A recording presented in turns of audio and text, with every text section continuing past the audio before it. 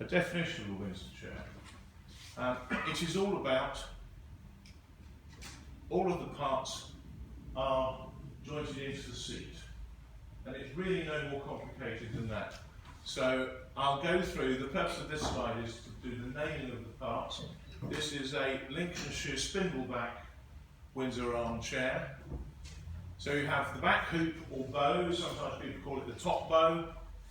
You have the arm bow, those are steam bent. And here we have a tapered tenon going into the arm bow. That taper is important, as we'll see in a little while. Long back spindles, short underarm spindles, turned underarm supports. There are variants.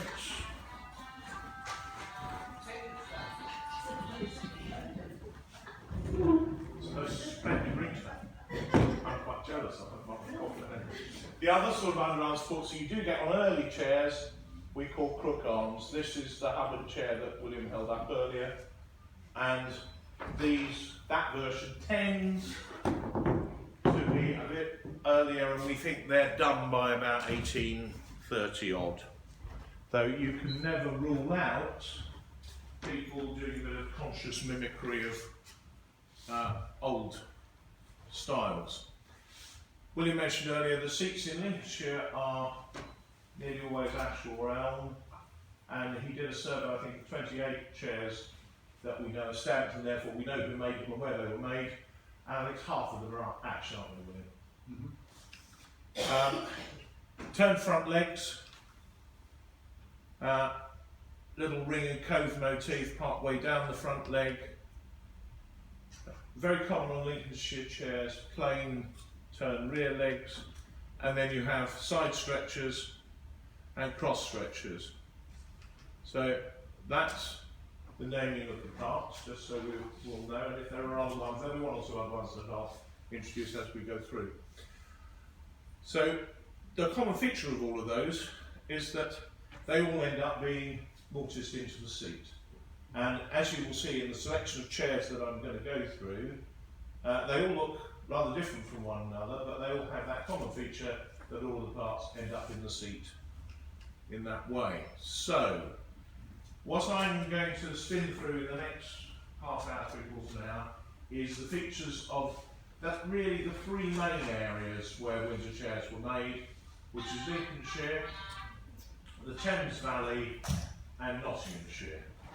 And if we treat, for some purposes, Lincolnshire and Nottinghamshire as being East Midlands, one feature of virtually all the East Midlands chairs is that, whoops, go back, they have the taper at the end of the arm bow, or indeed the back bow for a side chair. I'll hold one up in a minute. That goes into the arm bow, whereas on a Thames Valley chair you get a straight piece into the arm bow. So the first thing William and I look for, if we're trying to work out where something's made, is that joint. So there it is, it goes in a straight line down to there, and what tends to happen underneath that one looks a bit bizarre actually, because it looks as though it's halfway across. Mostly what they have, you've got a square section and then you've got a square bit that goes into a square hole in the top of the arm bow in a Thames Valley chair. William mentioned earlier the seat is important, and this is a quick lesson on how to tell elm from ash. Elm has zigzaggy lines between the annual growth rings.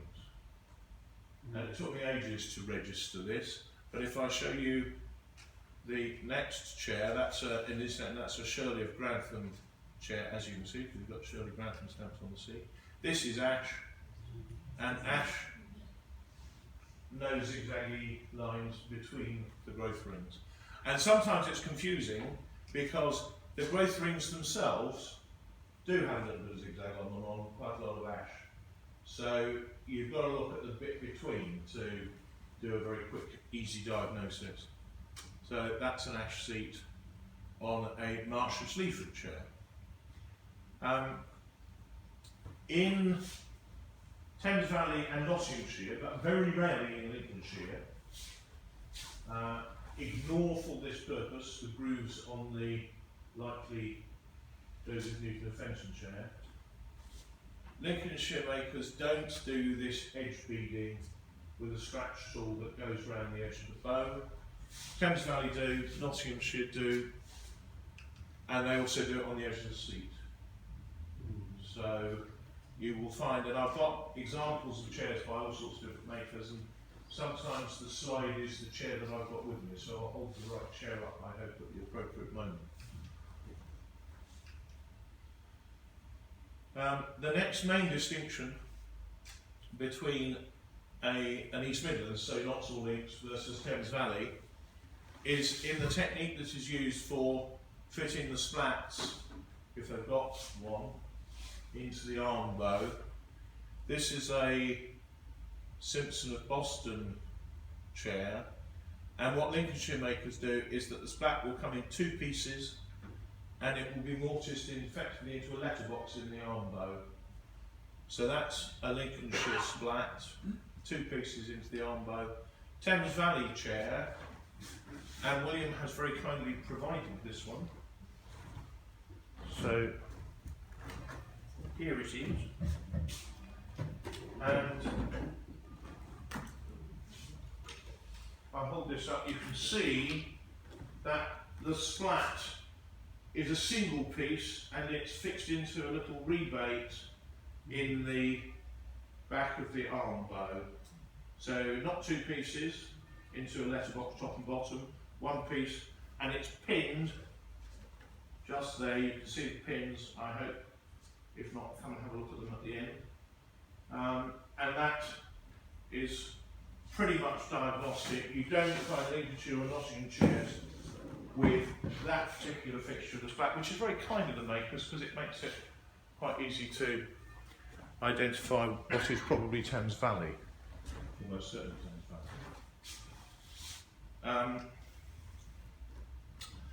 And very well known firm of makers in the Thames Valley were the Pryor family, and there are a number of stout chairs that look exactly like that one, and William was unable to resist. About a year ago you acquired that? Yeah, a bit longer. A bit longer. And for most people, well, I've got pictures in a minute, but roundels and wheels are very common Thames Valley themes.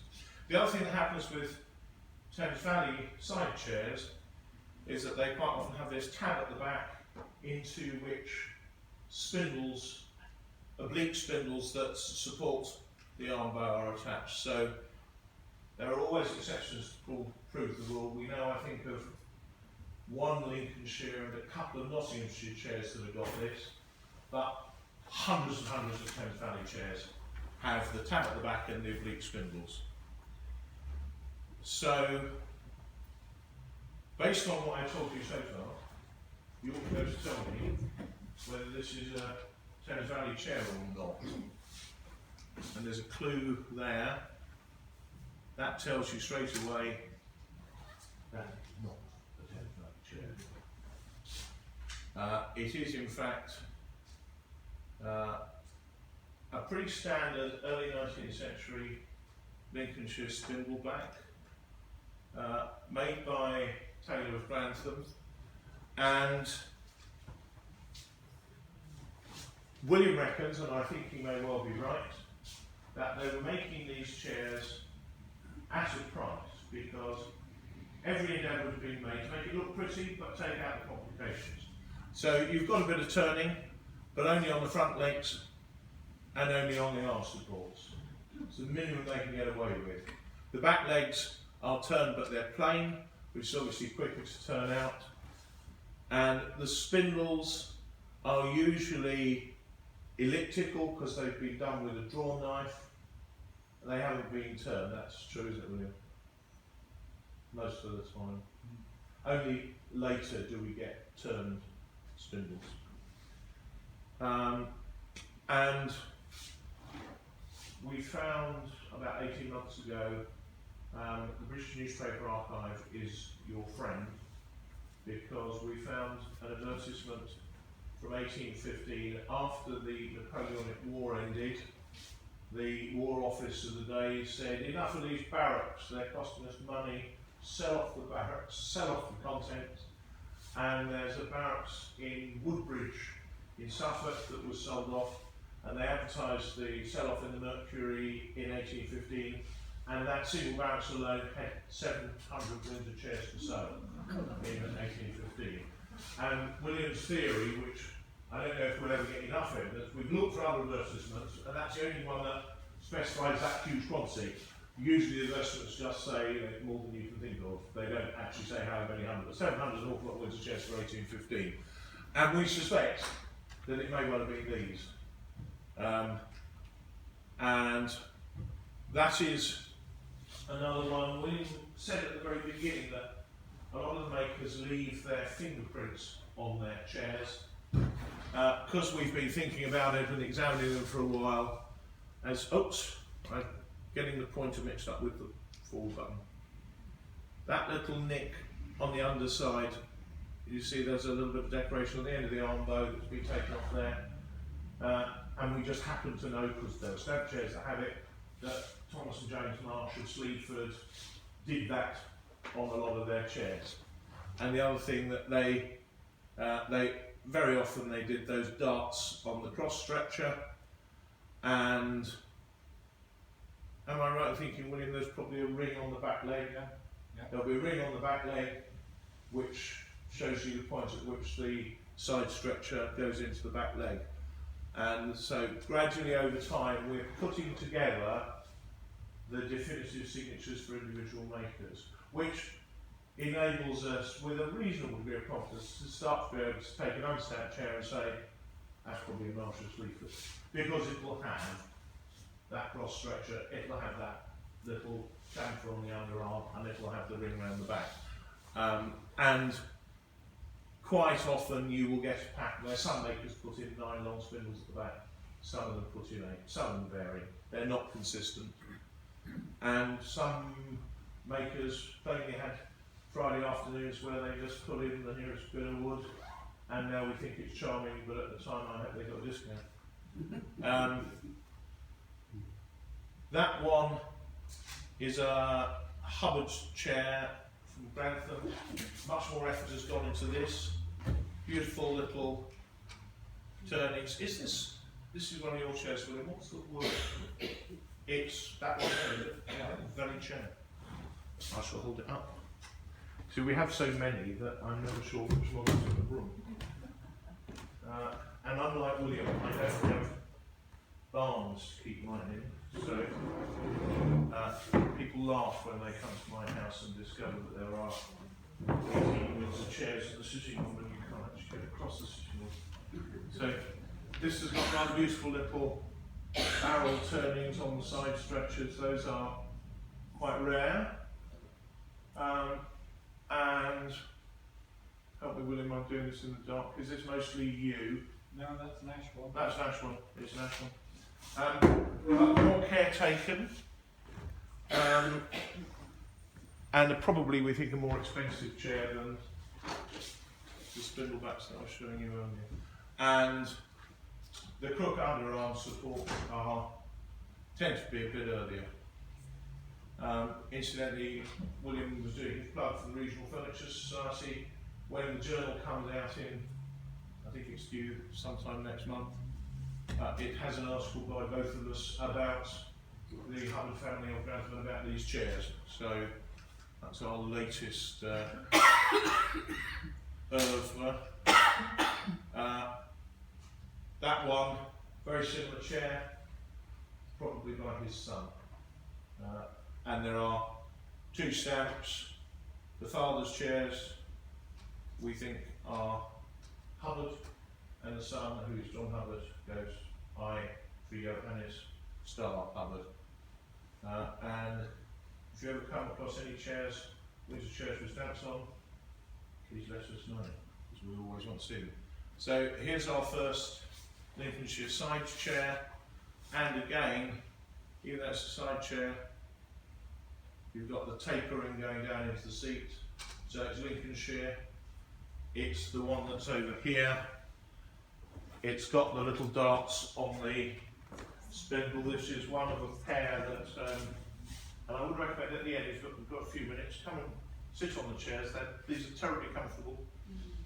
This is another Marshall Sleaford chair, a pair I got in Golding Young in Lincoln, or Grantham actually, 2 or 3 years ago. And that afternoon, whether it was father or son, one of the pairs got Marsh on it, and the other one's got Sleaford on it, because they couldn't be bothered to put Marsh Sleaford on both seats. So I just wanted to get off to the pub. That's the Thames Valley chair. How do we know? It's got the tab at the back, it's got the oblique spindles into the bow. That's very common, though not unique to Thames Valley. High Wycombe Museum claim it is unique to Thames Valley, but I'll show you a Lincolnshire chair later that's got a wheel in it. But the other clue is that goes straight down into the seat, no taper. The other thing that William would wish me to point out is that, and it shows the little subtleties that can make all the difference. The positioning of the turning. Well, first of all, this is on all 4 legs. Most Lincolnshire side chairs have plain back legs, so that's sometimes clear. But these are higher up on Thames Valley chairs than they are on Lincolnshire. So if we go back to the Marsh chair, it's only an inch or so, but that turning is a bit further down the front leg, and that's about an inch higher up. And that's just what they did. And none of these, I'm making them sound like these are rules. You can always find one chair somewhere that breaks the rule, but by and large, when you're looking at dozens and dozens and hundreds of chairs, these rules do hold. Is that fair summary, William? These chairs seem to be only in Lincolnshire do they make co-back side chairs. And again, other Lincolnshire clues, you've got plain back legs. That part, the outer support, is sometimes in what's called the stile, F-T-I-L-E. And I can't remember who made this one, but it'll be on the catch list. It's the Taylor of Grantham. That's Thames Valley one. And to make a liar of me, of course, that turning is a bit further down the leg. But you know, that's like. But that again has got the straight bits straight into the seat. Because I haven't said it before, there is nothing diagnostic about whether the grain on the seat. This grain on the seat, as you can see, runs west-east. That's probably commoner than north-south, but there's nothing diagnostic about whether the grain on the seat runs north-south or west-east. That is. Where did you get this one, William? Stanford. Stanford. And we think it's terrifying, don't we? And it's odd, which is why we put it in the presentation. It doesn't really help if you're trying to teach people rules to put odd ones that don't quite fit the rules in. On safer ground, these are Lincolnshire. It's the cone back, plain back legs again. No, this is not the one I brought with me. I've got 3 or 4 of these. That one we think might be Taylor, but it might not be, of Grantham. These seem to be centred mostly on Grantham and Stanford, don't they, William? So it seems to be a South Lincolnshire thing. This one will turn out to be George Wilson, and he favoured underarm turnings that look like that. Wilson is one of the slightly later Grantham makers, 1840s, 50s, 60s. And they went through a phase where they moved from the ring and cove turnings that's been on almost all the Lincolnshire chairs I've shown you. They start doing rings. And it looks as though they start doing 2 ring turnings and then graduate to 3 ring turnings. But as a man who started as an archaeologist, it used to drive me mad that the assumption that was made in archaeology is that if it's more complicated, it must be later because they got cleverer. Well, obviously that takes away from the person who's making it the decision to do a simpler one because they liked it, or because the client asked for a simpler one. So I'm not a great fan of the complex equals later school of dating. We have a number of marsh side chairs that have, instead of the darts, it has the bobbin turning across the middle, and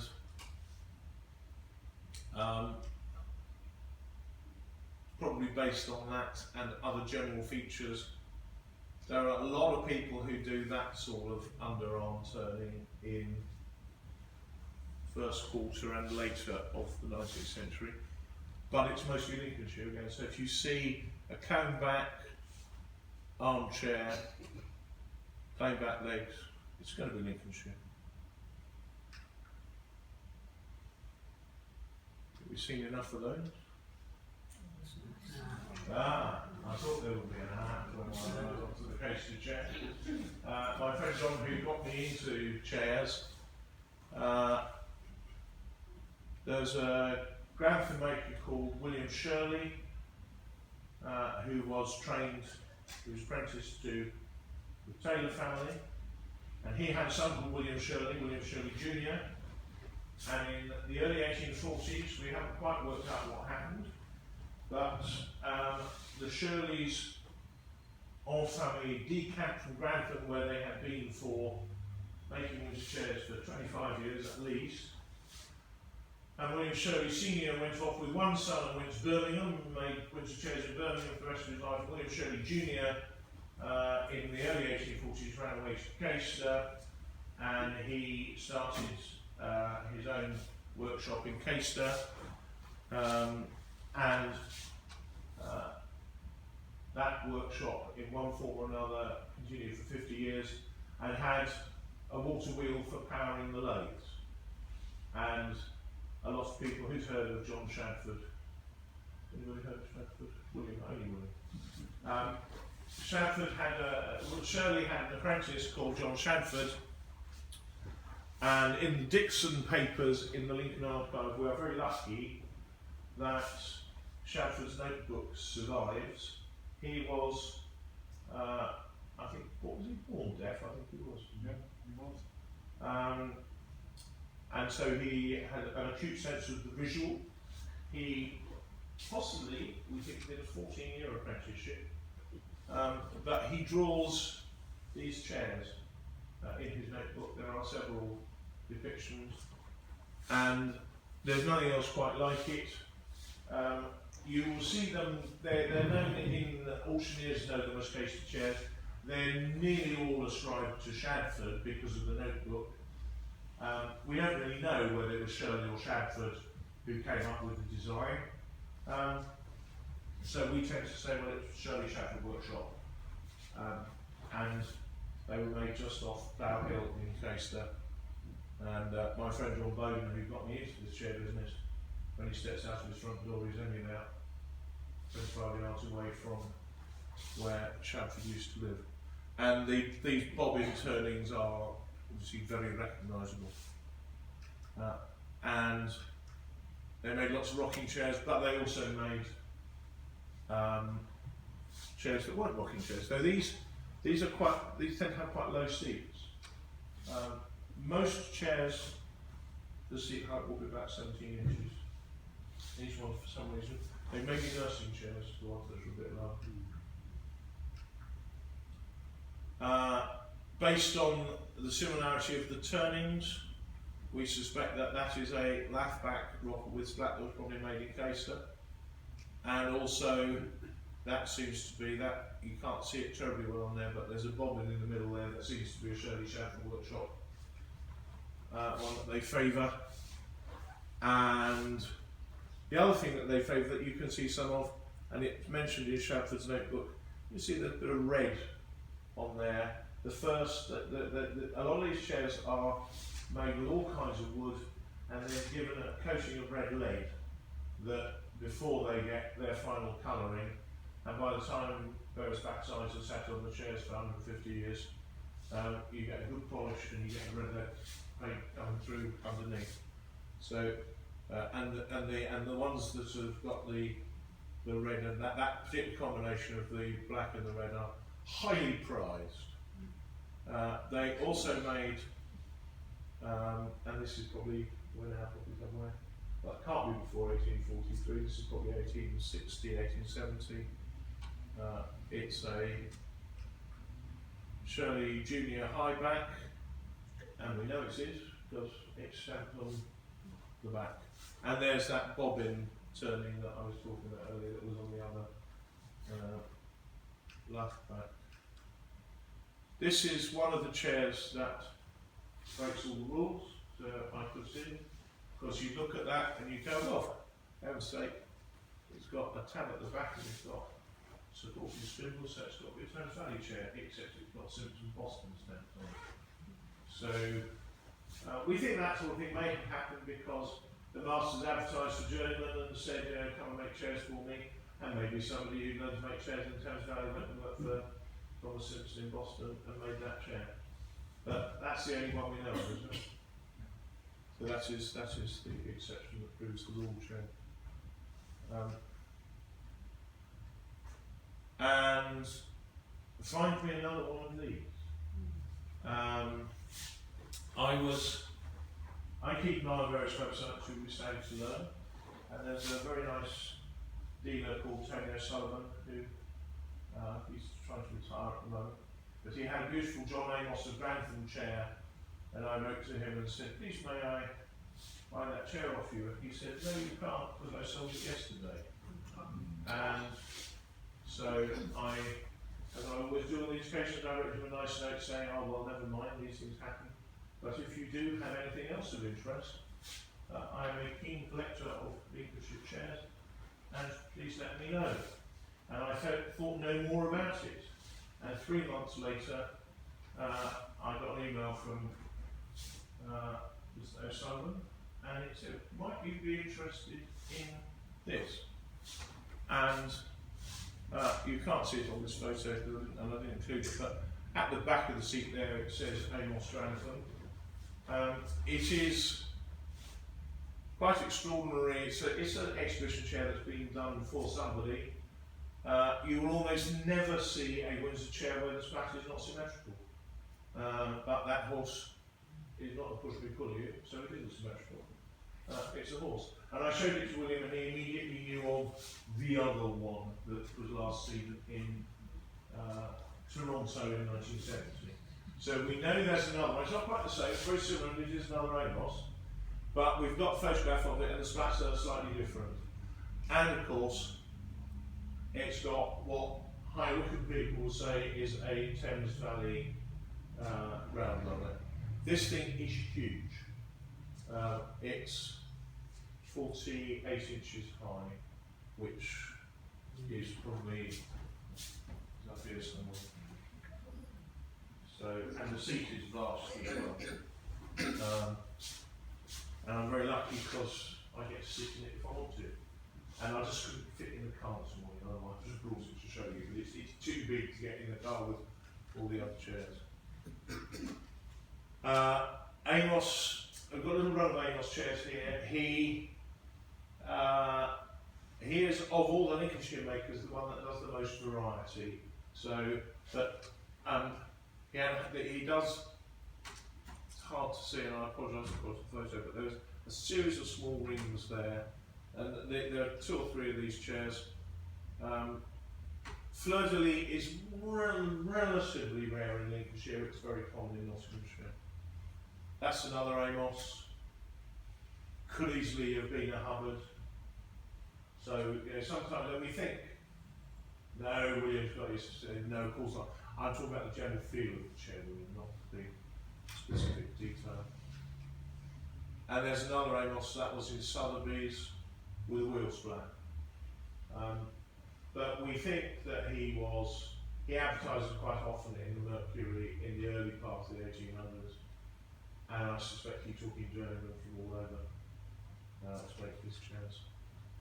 So that's the chair I bought in Essex a couple of months ago, and as you can see, it has had a Victorian restoration, and I shall decide what to do about that, because we know what it ought to look like, because there's one sitting right there.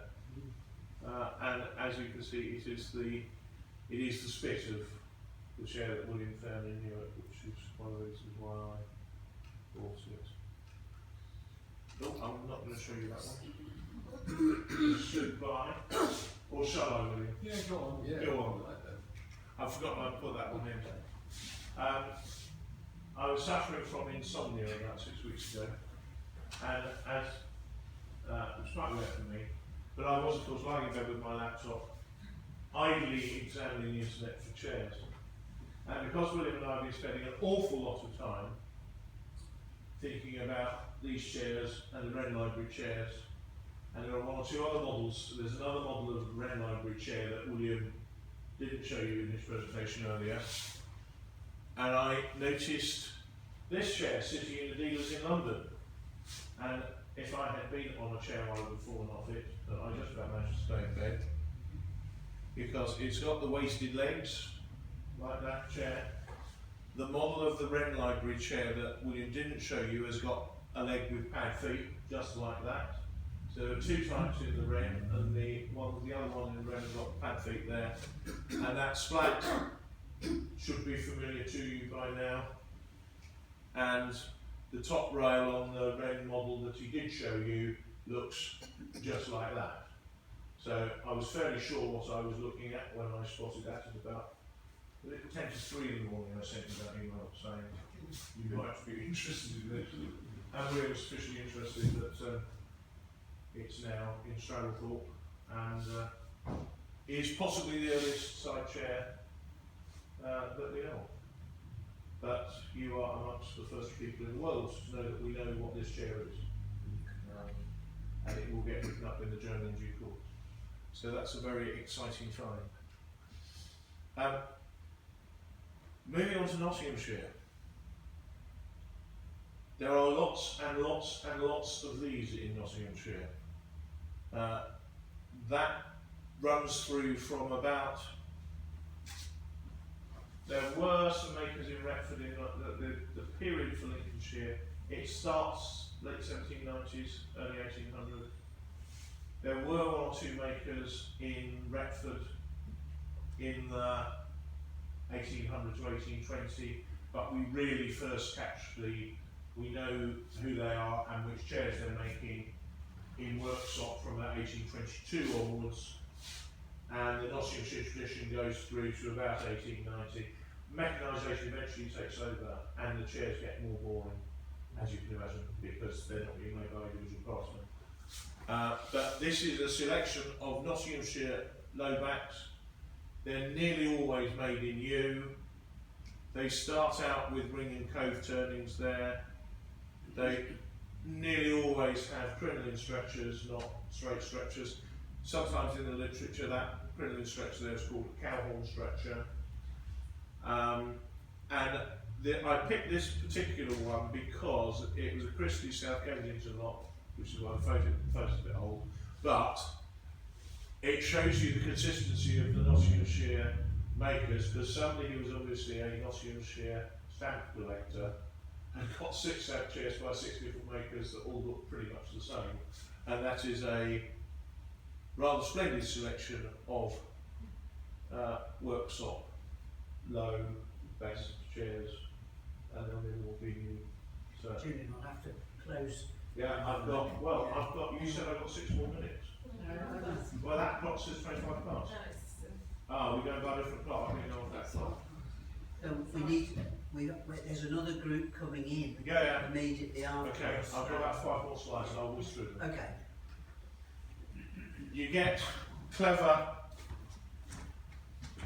clever leg turnings on. This is probably by John Gabitas. The sort of inverted trumpet leg turnings, and you can see these are much busier than the Lincolnshire chairs. So that's one of the clues is that you have busy turnings, jazzy splat, elaborate leg turnings, sorry, arm turnings, ritzy leg turnings, that's a typo. That is probably well, the Gilling family. I got this chair recently from Glasgow, of all places. Complicated turnings, and it's got the label, you can't see from there, but you can see probably that there's a label on the bottom, which is vanishingly rare, that says William Gilling Workshop on it. And they do little underarm notches. So workshop chairs very often have those underarm notches. And they do high backs as well, with much more complex slats. So it's quite interesting, and it's a bit like if you do a wine tasting and you go from French wines to Australian wines, and you sort of go, oh, there's a pile more punch in the Australian Cabernet Sauvignon, there's a pile more punch in Nottinghamshire Splats, because they went in for much more elaborate splats by and large. Rockley was the other place where they made them. You get a lot of these multiple pierced stylised fleur-de-lis. And another Nottinghamshire feature, flattened, some people call these lamb chop underarms. And notice that on all of these chairs, I'll go through them very fast, but all four legs are decorated. So that's again very often a Nottinghamshire feel. Nottinghamshire side chairs are very, very rare, which is, are these yours, William? No. Oh, okay. No. And those are Walker of Rockley, and the clue that you get for Nottinghamshire is that they've got four decorated legs, which you don't usually get. You see a lot of those, they were made in Thames, they were made in Nottinghamshire, they were made in Yorkshire, so they're quite complicated to identify, and they're called high smokers clothes. That's Thames Valley side chair. That's a classic Thames Valley 1760s. Look at the splat in the rebate. So that's probably my second oldest chair after the one that was probably made by Newton. And these ones are highly prized among collectors. And that's a huge ash seat. And again, it's a big chair. Thames Valley early side chair, and again you've got spindles and the tab at the back. There are some low cone backs that are late 18th in Thames Valley, and they do these, which are called Strawberry Hill chairs, Gothic splats, and I'd love to have one, but I never put it on the bullet and thought I'm not going to pay 11 grand for a chair. There's a pair of these went in New York last year for $80,000, and they were repro, and the real ones went for $330,000 a pair. So if you come across that in a junk shop for a five, you buy it. And that one I just put in as a sort of standard Thames Valley wheel chair. You'll see these about the place because that's what Thames Valley chairs look like. And that's a sort of combination of Gothic plus Rambles. And that's it. Thank you, Julian.